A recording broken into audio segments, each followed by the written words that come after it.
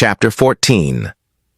Gregory, a youthful ram, and Gloria, a beautiful sheep, are the natural partners of each other. For fate appoints friends and life joins lovers. Every male chooses his female, and a female decides her male. A man is made for his woman, and woman is made for her man. So are Gregory and Gloria, seemingly meant for one another. Gregory and Gloria have always known each other. Their mothers are long-time friends who visited one another. These special little children of two ladies grew up playing together. Villagers noticed a unique closeness between the growing kids, that people around Bombay called them husband and wife, and fellow boys and girls see both as no go-between. As he grew to manhood, Gregory's life was just as ordinary.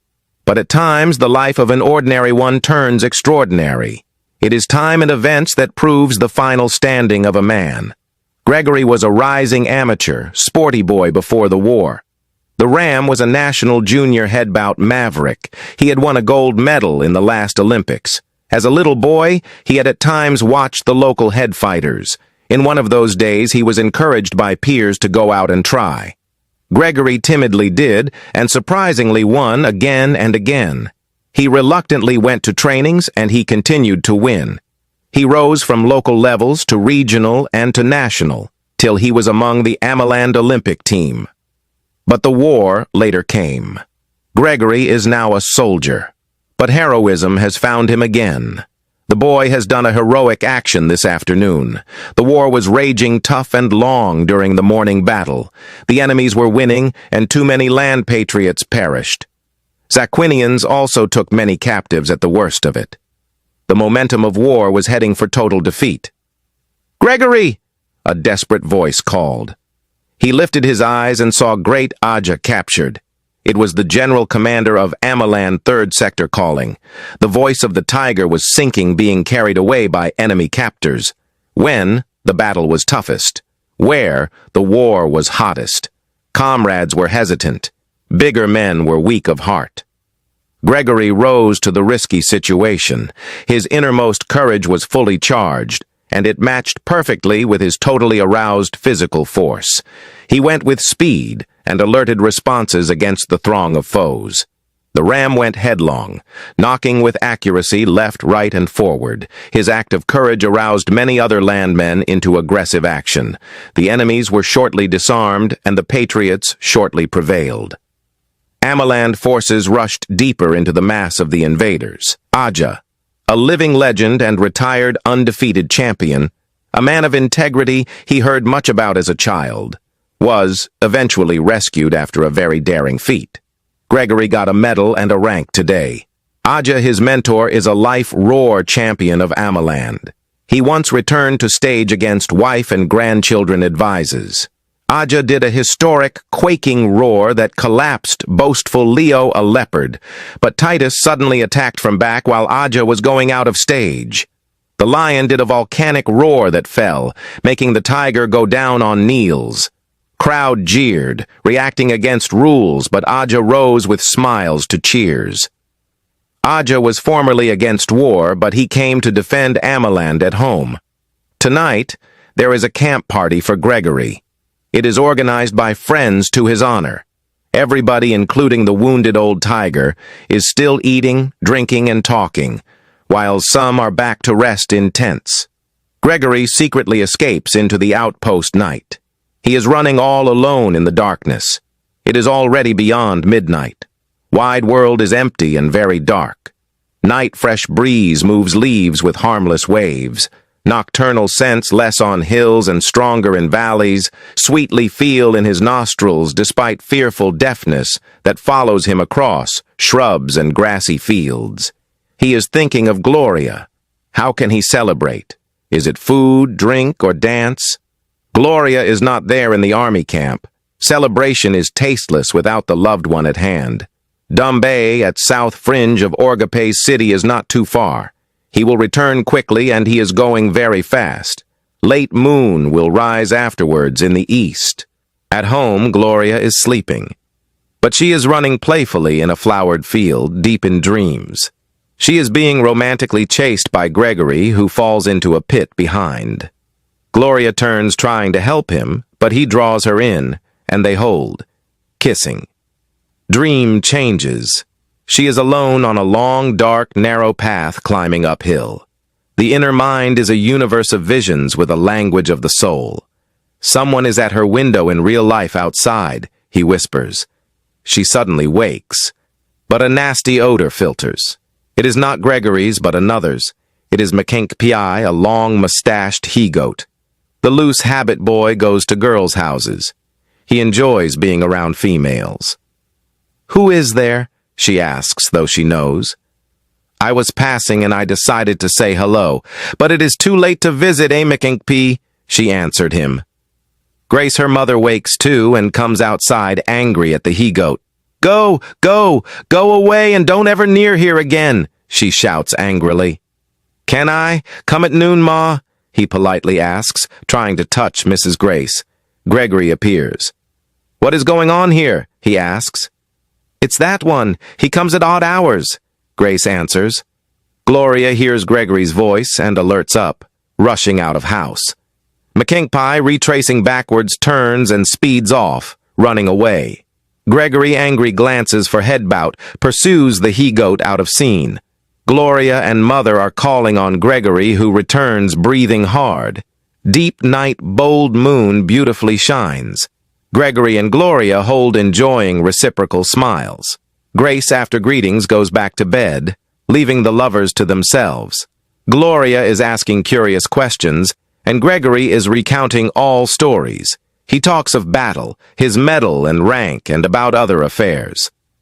"What about your neck bell?" she observes and asks. "Gilbert disguised for me," he replies, laughing.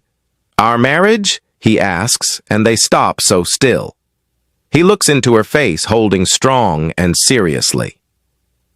"But there is war," she says with a flash of repressed smile. Her eyes widely shine onto his, and she looks down, cold and sad. "I came also to see my mother, but I will return before morn," he says.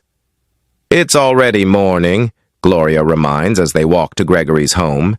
He also needs to greet his younger brothers and see his little pet sister. War interferes with all. Lives and future of youths are held.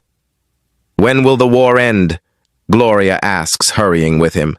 "Ask Domagan, but I think no one knows and it will surely be long," he tells.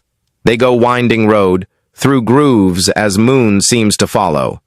The lovers are talking, stopping, kissing, and walking faster. He must be back in the army camp before battle starts. Lovers part in tears. They wish to be together. If possible, they want it forever. War is next to death that separates. They weep, but it is not a matter of tears. Gregory leaves, waving, turning, vaguely again, and totally disappears. Gloria is still alone in a faded world. "I will join the army," she swears. He is returning very fast. He runs, walks, and stops. Gregory is heading long and far, but it seems he has gone the wrong way in haste. He returns backwards and takes a different direction for a while. Yet there are no similar or familiar signs. Gregory feels it. He has gone wrong. "Gregory," a voice calls. He turns and sees an owl. It is Sadowin from nowhere.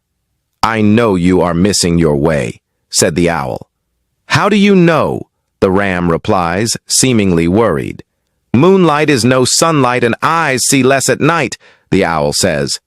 "Where is the way?" Gregory quickly requests. "Look far into that other way. A big tree lifts its head towards the sky. Go on beyond the valley and across a stream. All will welcome you in the morning sun," directs the owl. Sadowin flies off, away. Gregory follows so. Early day is clearing slowly. He descends a hill into a valley and a swamp. The ram meets a flowing, muddy stream, half full its brinks. But it is not the same area he had gone before. He gets into water, swimming and wading. He keeps his head above water. Gregory reaches mid-water, but crocodiles appear ahead. In shock, he stops and turns backwards. Sharks surface where he just swam past. He looks right to upper stream, but there are hippopotamuses. He tries left to lower stream, but it is full of other enemies. There is danger everywhere. Gregory dives into water, but the Zequinians are better divers. Headbout ability is not effective in water. Sudden danger can disarm a common person. But a brave man is known in emergency situation. Gregory rises to the challenge, to meet threat with action. He knocks out the first, second, third, but more keep coming. Fierce fight for life starts. Sadowin hides among leaves smiling. The one man facing many is becoming weaker. There are no colleagues to his rescue anywhere near. Gregory fights harder with greater vigor. But enemies capture the young warrior. He is being dragged in the water. Gregory is being tied. His mouth, hands, and legs are fastened. He is beaten weak, wounded, and bleeding. Zequinians lift him tied with sticks on shoulders and carry him away. Gregory is being taken afar, swallowed deeper alive into long distance.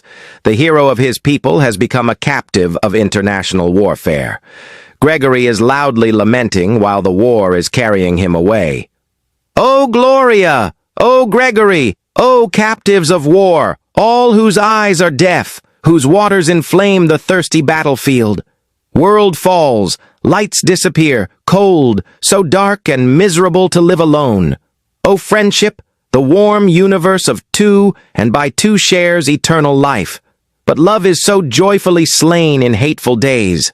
Gloria is Gregory, and Gregory is Gloria. Inglorious wind invades the human womb. May the woman's war declare the greater war. O Gregory who sinks to sing behind the dark noon. Will Gloria gather lives out of unseen ruins? When sweet love kills the bitter heart, could it be I on mortal shoulders? Where to? Die or hide?